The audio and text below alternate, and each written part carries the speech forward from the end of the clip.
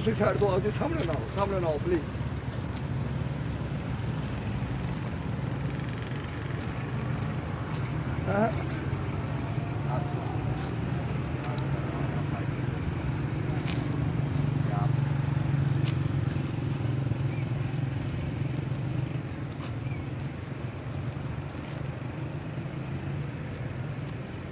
अब ये मेरी नमाजी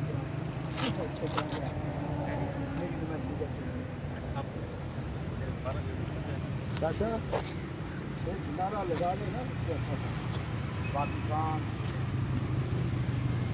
नारे तकबीर, अल्लाहु अकबर, पाकिस्तान जिंदाबाद, शुहदाए कौम जिंदाबाद, शुहदाए कौम जिंदाबाद, पाकिस्तान आर्मी जिंदाबाद।